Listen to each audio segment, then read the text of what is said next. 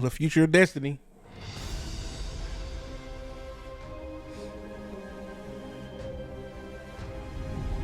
The journey ahead. Year 10 episodes, okay? Episodes are telling singular stories that stand on their own, that are also building up mysteries for the future of Destiny. For the episodes, we introduced this single object of immense power. An echo is a direct result of the battle with the Witness. All of the darkness that was holding it together exploded out, colliding with the matter-making properties of light, manifesting all of these different memories inside of the Witness. Okay. This collision of darkness and light created this explosion, and so these echoes spread across the galaxy. So it was just a bad ripple effect. We just made shit better and worse, basically. The first echo that we encounter landed on Nessus. What they find there is that this echo has transformed the planet, awoken it into something it's really not supposed to be. That's why the earthquakes are happening on Nessus. And we immediately realize that the Vex are acting a little strange. So we work with Failsafe and the first activity, Breach Executable. And this is a 3-player activity, arena style, kind of offensive that we haven't really done before. We've got these big cool like geysers of radiolaria that explode out of the ground, and you need to cap them off while you're keeping the enemies at bay. Things that have only existed in the Vex net are now coming out into the real world. You're gonna see that like Nessus is different now. Failsafe is back, my favorite character. Towards the core, it really starts to become very apparent. So you're gonna go down into these landmarks and you're gonna unearth the ancient secrets of a lost civilization. We have a mysterious new enemy, and they are able to do things that we have not encountered in an enemy before. What the hell? We're seeing new behavior from the Vex. Who is behind this, but also what are they doing and to what end? Okay. Revenant. Revenant is gonna be very Fallen theme. The Fallen don't have a home planet anymore. Reese has been gone for a long time, and they've been looking for a new home across the galaxy. Revenant has more dark fantasy themes. It's about slaying vampires with a touch of Splicer mixed in. Yo, the okay, that sounds dope. The Slayer Baron will learn that in Elixni culture, this was a role that was reserved for the most renowned monster hunters. That armor is for dope. That one, we took a really hard lean into the vampire hunter fantasy. We're introducing a system called potion crafting. Combat potions boost your artifact directly, then your loot potions, those are going to allow you to have agency over the rewards that you're chasing. What we'd like to do in year 10 is give players more agency in their pursuits. You'll see more experiences where you can kind of decide what you want to do in this next step. Fikrul is back, and he's got the Echo. God damn it. This is what Fikrul's using to build his new army of darkness. And he's moved into an awoken watchtower. Fikrul's vampire keep. We took a lot of inspiration from horror for that one. Fikrul is like the gift that keeps on giving, man. He will forever just remain. Is about the Hive Pantheon, dealing with some new interesting revelations that happen. We want to take the Hive Pantheon and shake up the snow globe. Okay. It means that we want to take the existing relationships that we see inside of it and put them through such a stress test that they come out changed. Let's go. In Heresy, there's this new eldritch force that's bubbling up to the surface that is opening new doors, creating powerful mysteries, and ultimately they'd lead us back to the Dreadnought. Whoa! We're back to the Dreadnought. It's awesome. Whoa! The Dreadnought. Whoa! Some fans might think we've forgotten about the Dreadnought completely, but we're gonna give it a whole new purpose. Let's get it. Let's go. We want this to be an eldritch, inscrutable fortress of secrets. The peeling that you'll see on the Dreadnought, the weapons themselves are peeling back to reveal a new, spooky, bony front. That looks Since crazy. This release deals with kind of two big themes. We have two armor sets. We've had some armor sets that are kind of in the Eris theme in the past. I was about to say. This is like straight up, I'm Eris's squad. And then the Hive Ship Navigator armor set explores like, what if we were driving the ship? I hate those shoulder pads. The gauntlets on those really Titans like look Shattered terrible. Realm, if you really liked the coil, you're going to love this new Dreadnought activity. With every episode, there are a ton of interesting twists and turns that I don't think anybody's really going to suspect. We haven't seen anything like this in Destiny before, and I'm excited to get after it. Oh, that's what I love to hear. New things. Fun things. I thought this video was going to be about what's happening after this, but I guess this is where this comes into play. Year 11. Codename Frontiers. What does this mean? What is this? The journey continues 2025.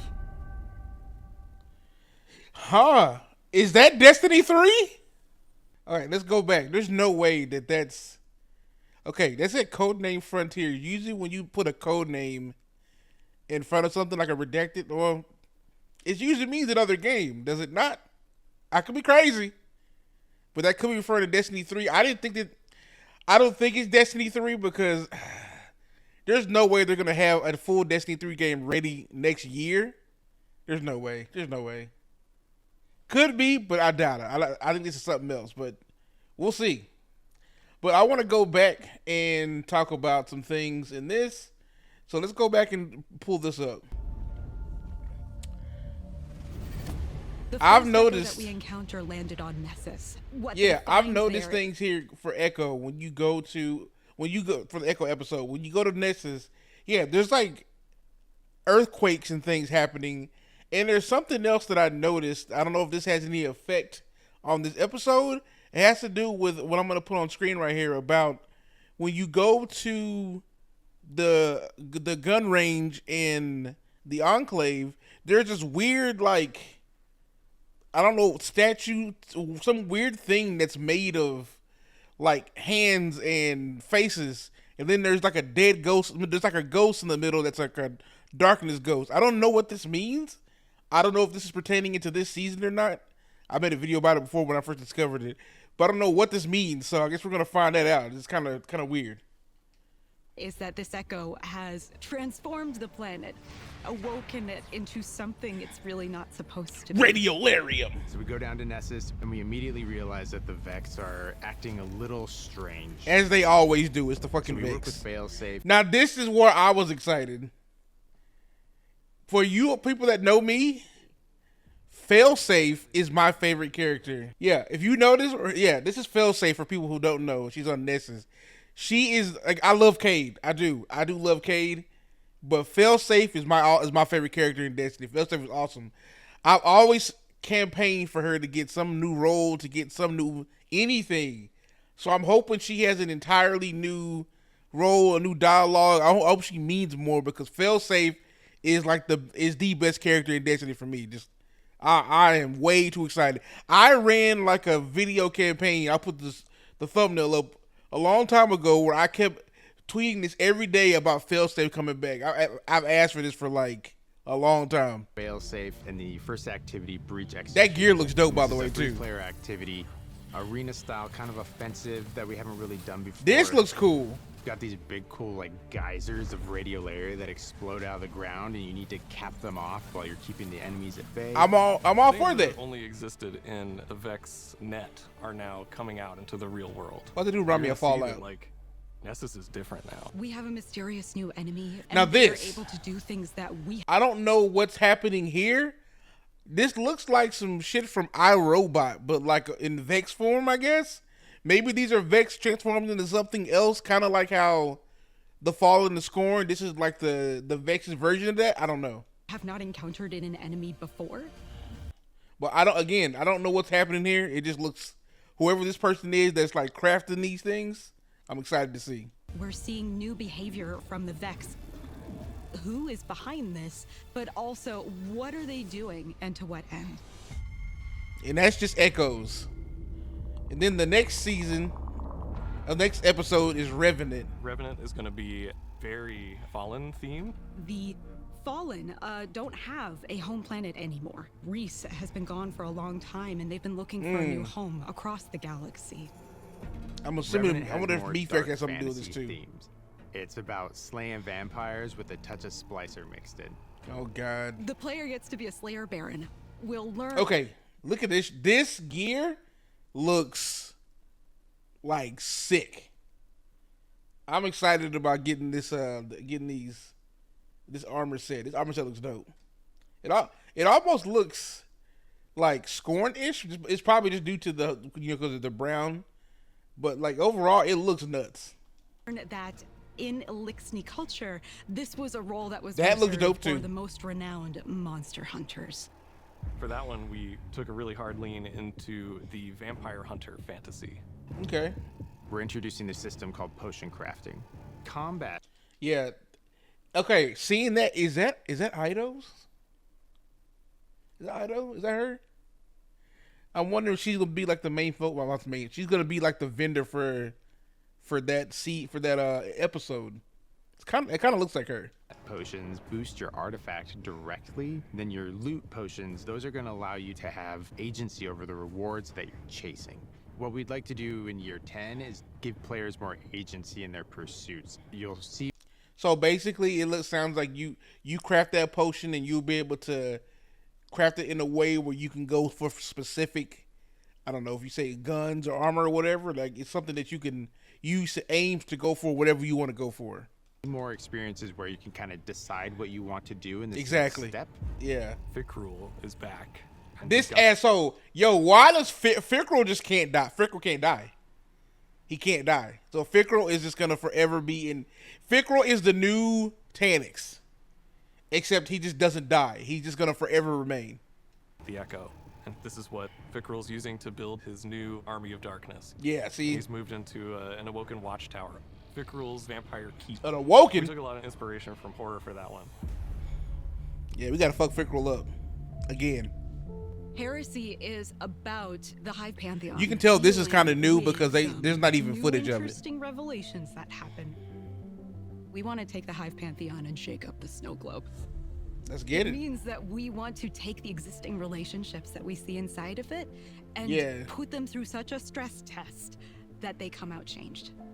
In Heresy, there's this new eldritch force that's bubbling up to the surface that is opening new doors, creating powerful mysteries, and ultimately they'd lead us back to the Dreadnought. Now when he said this, if for all my D1 fans out there who play Destiny 1, we all know the Dreadnought was one of the dopest like social spaces. There was so much to find in the Dreadnought. It was so massive.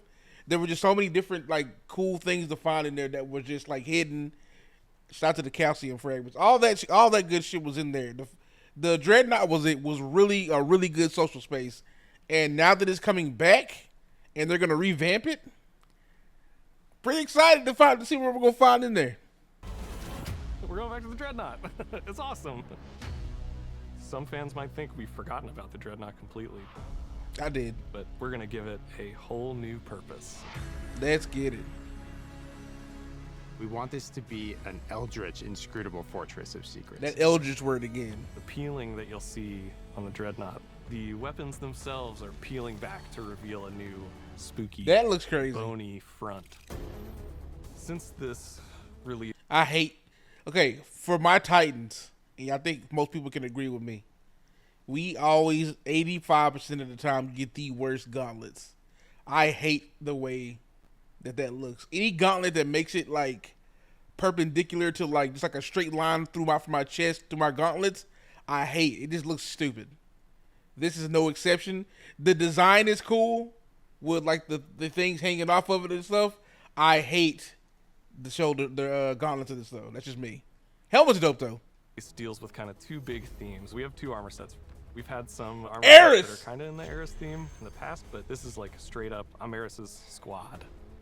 Yeah, getting a full-blown Eris armor set is crazy. Armor set explores like, what if we were driving the ship? What if we were the navigators? What are you trying to say, buddy? Did we get to drop the Dreadnought? Realm, if you really liked the coil, you're going to love this new Dreadnought activity.